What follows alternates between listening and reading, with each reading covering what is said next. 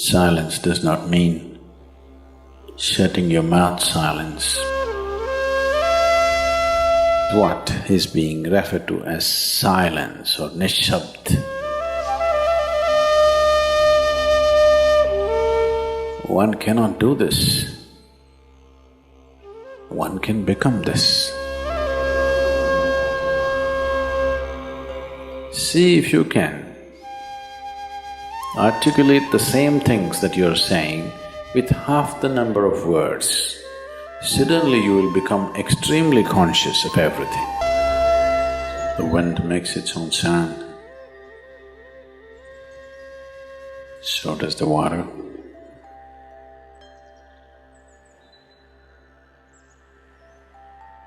So does the earth. In fact, so does the sky. All the celestial objects are making their own sounds. There are sounds of pain, sounds of pleasure, sounds of misery, sounds of joy. For everything there is a sound. In human life, it's very true. Sounds of life, and there are sounds of death, and there are even sounds of silence.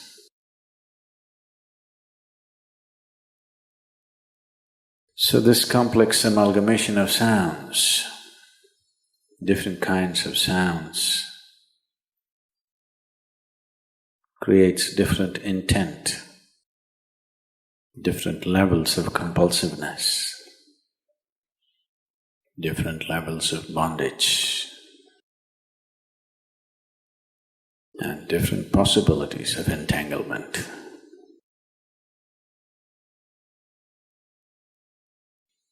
In all this, why one chooses to become silent? Silence is not a way of denying yourself life. It is not even about denying yourself articulation. Silence is about moving from compulsiveness to consciousness. All sounds represent different forms and different dimensions of compulsiveness. When one chooses to become conscious, not be entangled in the compulsive nature of the existence,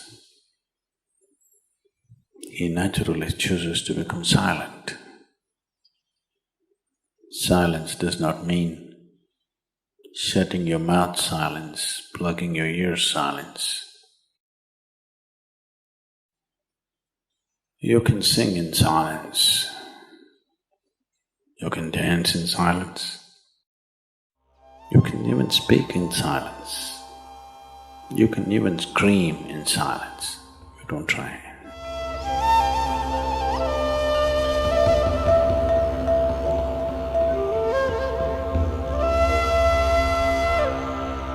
That does not mean when everybody is silent you scream. That is not screaming in silence.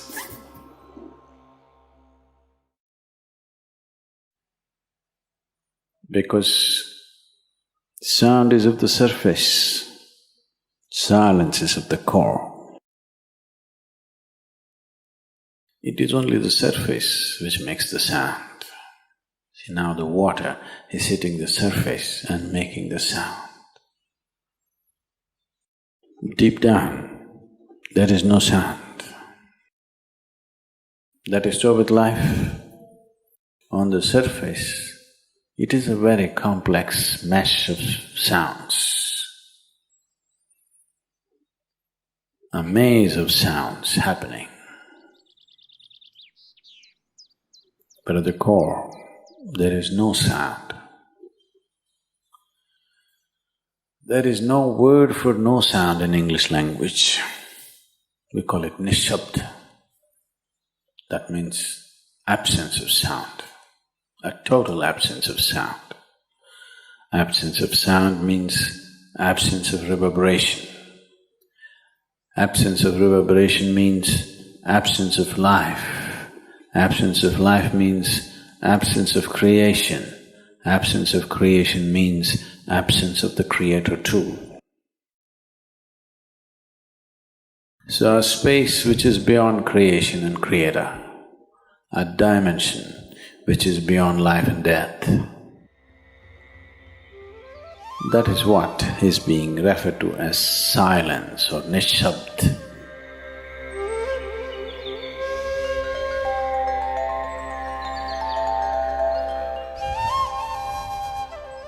One cannot do this. One can become this. Commonly, there are two words employed to describe this. One is maun, that means you're practicing silence, you're not silent. You shut your mouth and you're remaining in maun. This is not nishabd. Maun means you're practicing silence. If you're practicing something, obviously you're not that. Are you life or are you practicing life? I'm asking you. Are you life or are you practicing life? Practicing life? No, you are life. Maybe not very well practiced, but you are life. Similarly, there is a difference between practicing silence and becoming silence. Practicing silence starts as a certain restriction, but slowly, as one practices silence, one can possibly become silent. One can become silent in intense activity, but nobody can keep up intense activity forever. Moments of intense activity are only moments, nobody can sustain it. You'll expend yourself. Only if you can achieve it in inactivity, it is sustainable. If something is possible only in intense activity, it is never sustainable. In a very intense and ecstatic moment of singing, somebody may become or taste a moment of silence. But how long can you keep it up? Your throat will tear and your neighbors may kill you. Possible. So this possibility of coming to silence or becoming silent also means to become still, to become utterly still. Stillness can be achieved in so many ways. If you watch a snake, he's still. If you watch a tiger which is on a hunt, absolutely still, charged but still. These are all different dimensions of stillness practiced for survival. If a snake moves too often, he'll get killed. If a tiger does not know how to be still, he'll never get his food. These are all acts of survival.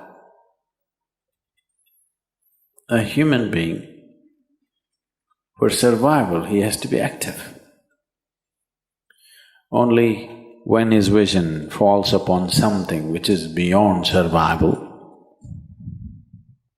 then he will think of stillness.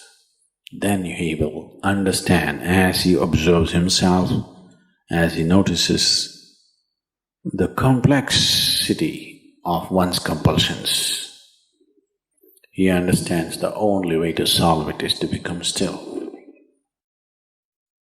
To train this body, to train this mind, to become still.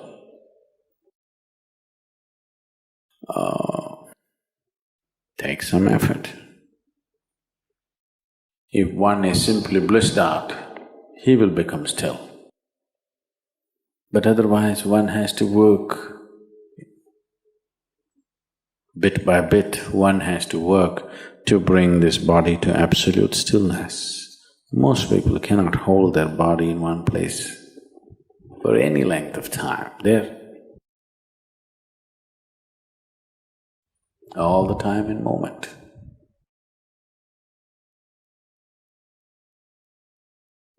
As it is said, a man is ill only because he does not know how to be still. Because in stillness, you're in touch with a dimension way beyond creation. Once one is in touch with that, there is no such thing as illness. If I sit here and the body rots and falls down, still there is no illness, it's just there. Because in fact, when one becomes utterly still, he may not be able to hold on to the body unless he learns the tricks, the mechanism of the body. So why should I become still? Will I lose my body? Anyway, you will lose your body. When the time to lose your body comes, if you want to lose it gracefully, then you must know at least a little bit of stillness. If you want to put your body down like you can put this piece of cloth down, with the same ease, with the same gracefulness, then you need to have some stillness in you. Otherwise, you and your body, you have to be torn apart, which is an ugly thing to do. When you're being torn away from your body, it is an ugly and painful thing to do, unless you can keep it down. There's no grace in life. So if one has to attain to that grace, at least a certain amount of stillness has to enter your life. For this to happen, a certain level of silence has to enter your life. If right now it is not coming, at least practicing a little bit of Maum. In an hour, if you're speaking 1,573 words right now, how many more? How many words do you spit out in a minute? 1,573, you're actually doing that many? I thought that's impossible. Okay, I believe you. So whatever number you're doing, see if you can articulate the same things that you're saying with half the number of words. Suddenly you will become extremely conscious of everything. Right now, our oral diarrhea is happening. If you're doing 1573, it's diarrhea, okay. Now, if you have to hold back half the words and still say the same things, now you have to be very conscious, otherwise you cannot say it. Just try this and see. Tomorrow, one day. In an hour, normally what number of words you utter, make it half. Don't curtail your activity, still say the same things. But with half the words, how wonderful the whole world will feel, you know.